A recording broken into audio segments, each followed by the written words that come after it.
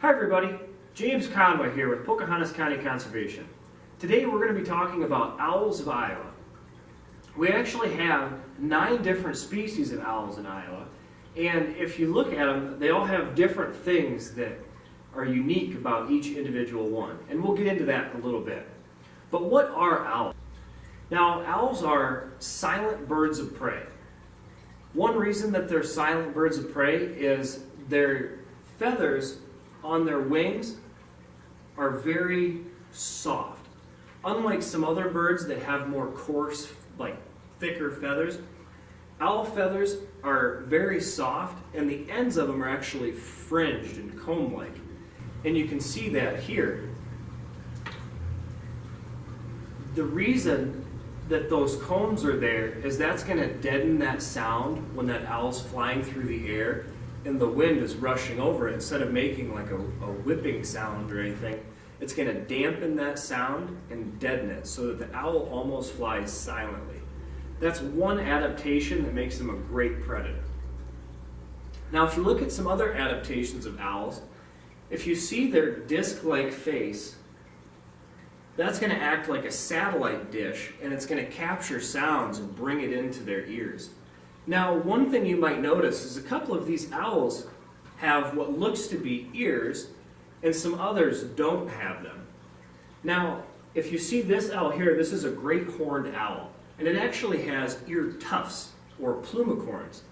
Now, what those serve as are not actually ears. An owl's ears are located on that facial disc, or that satellite dish thing. And that's going to be more asymmetrical, so they're going to get different depths of field and hearing different things. Now, those ear tufts actually don't serve as ears at all. So what are they, and why do some owls have them and some don't? Well, it's sort of a mystery at this point. But we do know that we have some owls that have them and some that don't, but that doesn't actually affect hearing. Some other adaptations that owls have are, you're going to notice their strong talons and strong feet. Now they can actually, a great horned owl can actually squeeze over 28 pounds of pressure, which is a lot coming into those sharp talons. And they're going to use those talons when they're swooping down on large prey to sever that spinal cord and really grab onto that prey. That's one other adaptation they have for hunting that makes them such a great predator. Now, some other ones, if you look and notice, first thing you look at when you see an owl is most likely the eyes. Now, if you look at an owl's skull, here, you can see that the eyes are actually shaped like sausages, and they can't move their eyes left to right like you and I can. So they actually use their head to turn and look at their prey. So an owl can actually turn his head about 270 degrees, which if I'm standing here facing you, it's if I were to look over this shoulder, all the way straight behind me, and then about to this other shoulder, but I can't make it all the way around, but just about 3/4 the way there. And then to look any further, they would have to turn all the way back around. But they've adapted to be able to turn their head that far because they can't look left or right, so they have to physically turn their head to look. Another cool adaptation is you'll notice that a lot of owls hunt at night.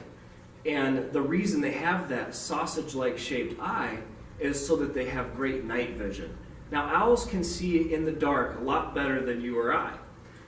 If you were to go out onto a football field and light one match, that's enough light for that owl to see that whole football field. They have really great night vision, and that's going to allow them to see that prey before the prey even sees or hears them coming. Which, if you can see all these different adaptations, it's stacking up to make an owl quite the predator. One other adaptation that you're going to see for an owl is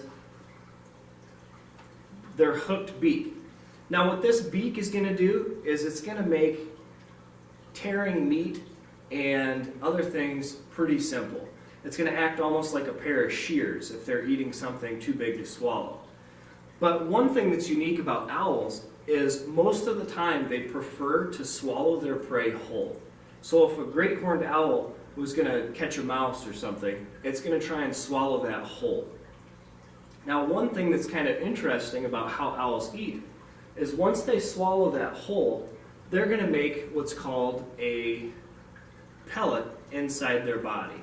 Okay? And their stomach isn't strong enough to dissolve those bones and feathers and different things off of those bugs and animals they're eating. So since they can't digest that, they actually cough it up about once a day. Depending on how much they eat, once, even maybe twice a day, they'll cough up those pellets. Now, you can see those pellets here, and you'll be able to break those pellets apart, and we can actually tell how much an owl is eating and what they're eating. So we'll take a look at that here.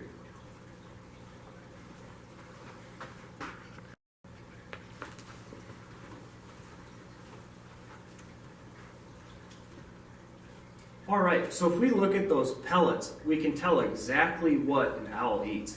So one owl that we have here in Iowa, and it's actually endangered in the state of Iowa, and their population's decreasing, and we should try and revamp their numbers. But one type of owl is the barn owl. Now, if you see here, a barn owl has that distinct heart-shaped face, and we'll go through what they would eat in a year. So over the course of a year, they found that a barn owl ate 1,407 mice, 143 rats, 7 bats, 5 young rabbits, 375 house sparrows, 54 other birds, 4 lizards, 174 frogs, 25 moths, 52 crickets, and 23 starlings. So over the course of a year, that's quite a bit of different food in a variety of different things.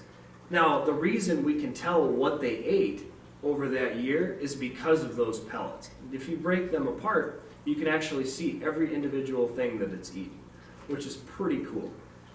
So let's look at a couple different owls that we have here in Iowa. For starters, we'll start out with the great horned owl. So a great horned owl is probably our most prevalent owl that we've got. And they're also one of the largest. Now, a great horned owl has those ear tufts or plumicorns that you can see there. And they also come in a couple different variations. There's a red-brown variation or the white variation. Now, we tend to see the white variation around here more in the winter, which would be camouflaging with the snow. Another type of owl that we're going to have here in Iowa is that barn owl. And you can tell here, it's going to have that heart-shaped disc face, and a lot of the times, we'll only see them out at night.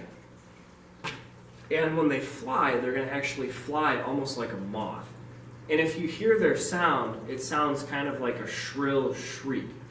Another type of owl that we have is an eastern screech owl. Now, they're going to be a lot smaller and a little bit more gray in appearance, and you can hear their sound here.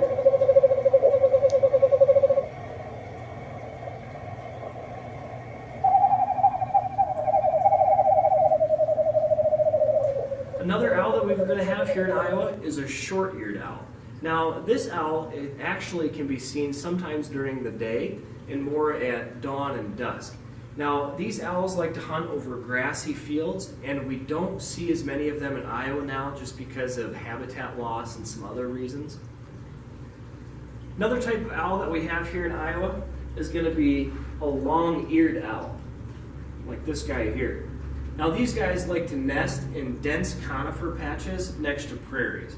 So if you have like an eastern red cedar patch or other things like that, that's where they're going to like to nest.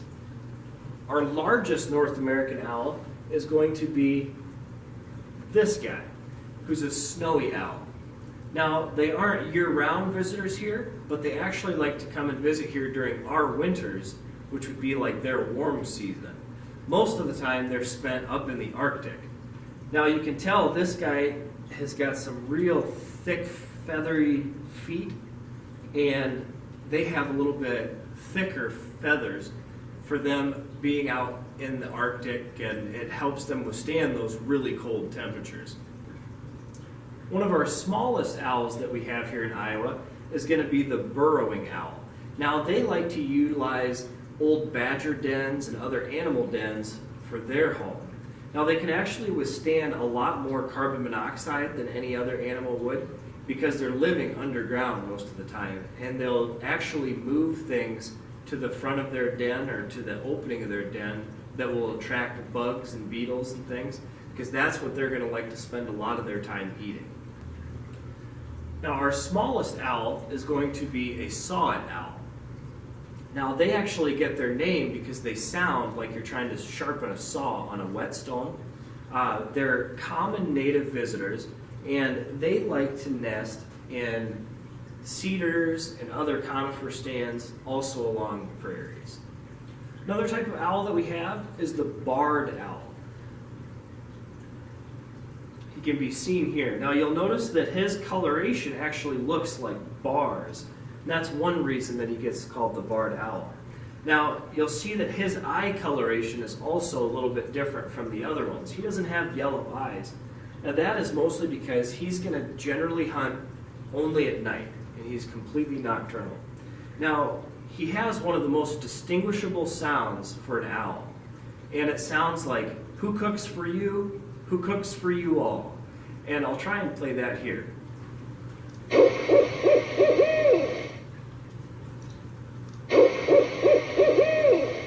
So you can see we have a lot of different kinds of owls, and they're actually more prevalent than we may know.